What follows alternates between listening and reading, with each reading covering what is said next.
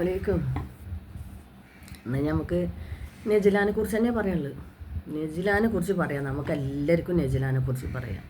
കാരണം നെജിലയാണല്ലോ ഇപ്പോഴത്തെ ഹീറോ, ഭയങ്കരമായ ഹീറോ നെജില. രേണുസുതിയായിരുന്നു. അത് ഏകദേശം പോകാം, അസുഖം വന്നതോടുകൂടി കുറച്ചൊക്കെ ഇറങ്ങി നിർത്തി. ഇത്രയേ ഉള്ളൂ മനുഷ്യൻ്റെ കാര്യം. കാരണം ഏത് സമയത്തും നമ്മളെ തേടി വന്നേക്കാം അങ്ങനത്തെ ഒരു അസുഖങ്ങളും മരണങ്ങളും. തട്ടിയൊന്ന് പോകുന്ന വഴിക്കൊന്ന് വീണ് കഴിഞ്ഞാൽ കഴിയാവുന്നുള്ളൂ നമ്മളെ അഹങ്കാരങ്ങളൊക്കെ. അപ്പം അതിന് ഒരു വരി പാട്ടൊന്ന് പാടിത്തരേനെ. സൗണ്ട് ശരിയുണ്ടോ അറിയില്ല. ഒറ്റ വീർപ്പ് നിന്ന് പോയാൽ തീരുമഹങ്കാരം, ഒക്കെയും പടച്ച റബ്ബിൽ തേട് സദാ നേരം. ഒറ്റ വീർപ്പ് നിന്ന് പോയാൽ തീരുമഹങ്കാരം, ഒക്കെയും പടച്ച റബ്ബിൽ തേട് സദാ നേരം. നെജിലാൻ്റെ വീഡിയോകൾ ഇങ്ങനെ തലങ്ങും വലങ്ങും അവിടെ ഇവിടെയൊക്കെ ഇങ്ങനെ കാണുമ്പോൾ എനിക്ക് തോന്നുന്നൊരു ഇതെന്താണെന്നറിയോ, സത്യം പറഞ്ഞാൽ എനിക്ക് ചിരിയാണ് വരുന്നത്. കാരണം എന്താ വെച്ചാൽ ഞാനും ചെയ്യുന്ന അവളെ വീഡിയോ തന്നെയാണ്. പക്ഷേ എങ്കിലും എനിക്കിതൊക്കെ ആലോചിക്കുമ്പോൾ ഒരു ചിരിയാണ് വരുന്നത്. കാരണം എന്താണെന്നറിയോ, നിങ്ങൾ ഈ നെജില എന്ന് പറയണത് ആരാ? ഇത്രത്തോളം മനുഷ്യൻ ഈ നെജിലാനെ എടുത്ത് പൊക്കി റിയാക്ഷൻ ചെയ്യാനും ഇവളെക്കുറിച്ച് വീഡിയോ ചെയ്യാനും ഈ നെജില എന്ന് പറയുന്നത് ആരാണ്? ഞാൻ അതാണ് വീണ്ടും വീണ്ടും വീണ്ടും എടുത്ത് ചോദിക്കുന്നത്. കാരണം 2-3 കല്യാണം കഴിച്ച് അതിൽ 2-3 മക്കളെ വാപ്പ, 3 മക്കൾക്ക് 3 വാപ്പ, അല്ല 4 മക്കൾക്ക് 4 വാപ്പ, 4ാമത്തേന് വേറെ വാപ്പ. ഇതൊക്കെ പറഞ്ഞ് ഈ ഒരു നെജിലാൻ്റെ കാര്യം ഈ സോഷ്യൽ മീഡിയയിൽ കടന്ന് കത്താൻ തുടങ്ങിയിട്ട് എത്രയോ വർഷങ്ങളായി. എന്താണ് ഈ നെജിലാക്ക് ഇത്ര പ്രത്യേകത? നെജില പറയുന്ന ഏത് മണ്ടത്തരം എടുത്ത് അപ്പോൾ വീഡിയോ വന്നു. ഞാൻ ചിലപ്പോൾ ഇങ്ങനെ ആലോചിച്ച് ചിരിക്കും ഞാൻ. കാരണം ഈ ആരെ ഈ നെജില? നെജിലാനെ വീണ്ടും വീണ്ടും വീണ്ടും വീണ്ടും വീണ്ടും എല്ലാവരും കൂടെ കൂടി റീച്ചിലേക്ക് കൊണ്ടുപോകുക എന്നല്ലാതെ നെജില താഴുന്നുണ്ടോ? എത്ര ആൾക്കാരാണ് നെജിലാൻ്റെ വീഡിയോ കണ്ട്. മറ്റേത് ആദ്യമൊന്നും ഞാൻ നെജിലാന്ന് പേരിട്ട എൻ്റെ ചാനലിലുള്ള ആൾക്കാർക്കൊന്നും അറിയില്ലായിരുന്നു. പക്ഷേ ആദ്യമൊക്കെ മസ്റൂറ ഫാത്തിമ എന്ന് പേരിടണമായിരുന്നു. പക്ഷെ ഇപ്പം അത് വേണ്ട. നെജിലാന്ന് തമ്പയും കൊടുത്ത് നമ്മളൊരു വാക്ക് പറഞ്ഞാൽ മതി, അത് മസ്റൂറ ഫാത്തിമ നെജിലാനെയാണ് പറയണതെന്ന് എല്ലാ മനുഷ്യന്മാർക്കും കണ്ടുപിടിക്കാൻ തുടങ്ങി. അപ്പോൾ അത്രയ്ക്ക് പോപ്പുലറായി നെജില.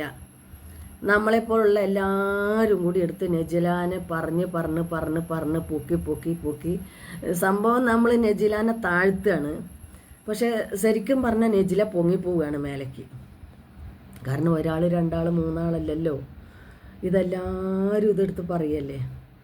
ഒരു കാലത്ത് നമ്മളെ സാജിയായിരുന്നു ഹെയർമന്നിന്ന്, അത് വിട്ട് പിന്നെ രേണുസുതിയായി, ഇപ്പം അത് വിട്ട് നെജിലയായി. നെജിലാൻ്റെ ഈ പറയണ മാതിരി തന്നെ നമുക്ക് ആർക്കും ചിന്തിച്ചാൽ മനസ്സിലാകുന്നതേ ഉള്ളൂ. എനിക്ക് നെജിലാനോട് വ്യക്തിപരമായിട്ട് യാതൊരു ബന്ധം ഉണ്ടായിട്ട് ഞാൻ പറയണമല്ല. ഞാൻ നെജിലാക്കൊരു 10 രൂപ അയച്ചു കൊടുക്കുകയോ അല്ലെങ്കിൽ ഒരു സമ്മാനം കൊടുക്കുകയോ ഞാൻ ചെയ്തിട്ടില്ല. കാരണം അങ്ങനെ കൊടുത്തവരുണ്ട്. നമ്മൾ നേരിട്ട് അവൾ വീഡിയോസ് കൂടെ വന്ന് പറഞ്ഞതുകൊണ്ട് നമുക്ക് കാണിച്ചു തന്നിട്ടുണ്ട്, നമ്മൾ കണ്ടിട്ടുണ്ട്. അത് വീഡിയോസ് കൂടെ തന്നെ നെജില പറഞ്ഞ ഈ പറയുന്ന മാതിരി നെജില എല്ലാതെടുത്ത് വീഡിയോസിൽ ഇടും. കക്കൂസ് പോയിട്ടുണ്ടെങ്കിൽ അതോടും, കുട്ടി ട്രൗസർ ഊരിയിട്ടുണ്ടെങ്കിൽ അതോടും, ബാത്റൂമിൽ പോകണമെങ്കിൽ അതോടും, എല്ലാതും ഇടും. പിന്നെ നെജില അത് പറഞ്ഞു ഇത് പറഞ്ഞു. നെജിലാക്ക് ശരിക്കും സുഖമല്ല മക്കളെ എന്ന് ചോദിച്ചാൽ പ്രാന്താന്നല്ല ഞാൻ പറയുന്നത്.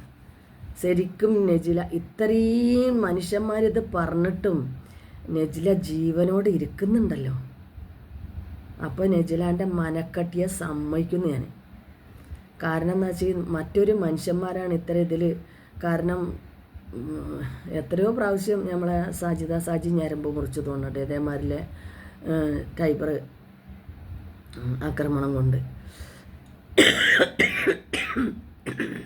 പക്ഷേ നെജില അതൊന്നും ചെയ്തിട്ടില്ല. നെജില എല്ലാം പറഞ്ഞു തള്ളും. അവൾക്കറിയില്ല അവൾ എന്ത് പറയണം എന്ത് പ്രവർത്തിക്കണമെന്ന് അവൾക്കറിയില്ല. ഷാൻ പിണങ്ങി പോകുമ്പോൾ ഷാനെ പറ്റിയുള്ള കുറ്റം മുഴുവൻ പറയും. ഉമ്മ പിണങ്ങുമ്പോൾ ഉമ്മാനെ പറ്റിയുള്ള കുറ്റം മുഴുവൻ പറയും. വാപ്പ പിണങ്ങുമ്പോൾ വാപ്പാനെ പറ്റി മുഴുവൻ പറയും. ഇത് അവളുടെ ഒരു രീതിയാണ്. അത് ചെറുപ്പം മുതലേ ആ മാതാപിതാക്കളോ അല്ലെങ്കിൽ മറ്റുള്ളവരെ 1, 2, 3 കഴിയുമ്പോൾ ഇതിനൊക്കെയുള്ളൊരു കടിഞ്ഞാണിട്ട് കൊണ്ട് നടക്കേണ്ടത് അവനവൻ്റെ സഹോദരന്മാരും വാപ്പയും ഉമ്മയും തന്നെയാണ്.